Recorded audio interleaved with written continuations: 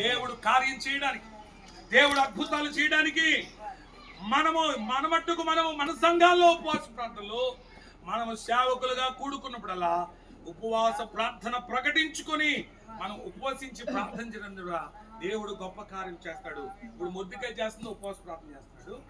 అతను చేయడం మాత్రమే కాకుండా ఎస్తేరాన్ని గౌరవ పెట్టాడు. ఏమని? ఇదిగో ఈ సమయమందు రాణి గారు పెట్టాడు. ఒకవేళ ఈ సమయంలో నువ్వు మౌనంగా ఉంటే నేను నీ తండ్రి ఇంటి వారు నశించిపోతారు. దయచేసి ఒక్కసారి జ్ఞాపకం చేసుకుంటే ఆవిడ కూడా 3 రోజులు ఉపవాసం చేసింది.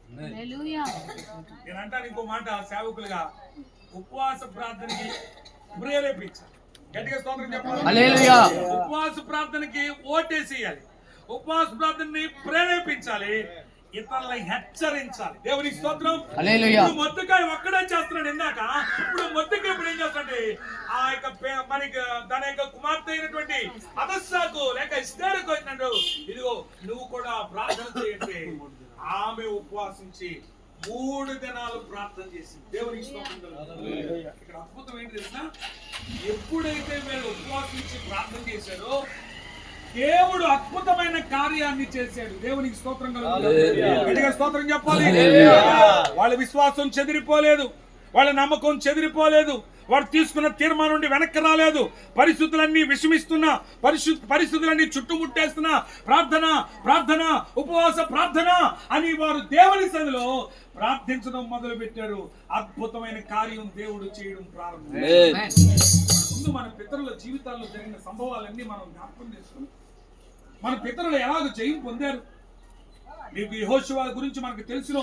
యెహోషువ ఏం చేస్తాడు తెలిసిన? దేవుడు అన్నాడు, వాగ్దానం చేశాడు, ఇదిగో మీరు ఎక్కడ అడుగు పెడితే, ఏ స్థలంలో అడుగు పెడితే మీకు జయాన్ని ఇచ్చేస్తాను, మీకు డోకా లేదు అంటాడు. పట్టణం మీదకి వెళ్ళారు, ఓడిపోతారు. ఏంటి ప్రభావ, మాకేమో వాగ్దానం ఒకలాగుంది, మేము ఎందుకు ఓడిపోవాల్సి వచ్చింది అని ఏం చేస్తాడు తెలిసిన? యెహోషువ ఉపవాసం ఉండి బూడిద నెత్తి మీద పోసుకుని ప్రార్థన చేస్తాడు. మేము ఓడిపోవడానికి గల కారణం ఏంటి అని అడుగుతాడు.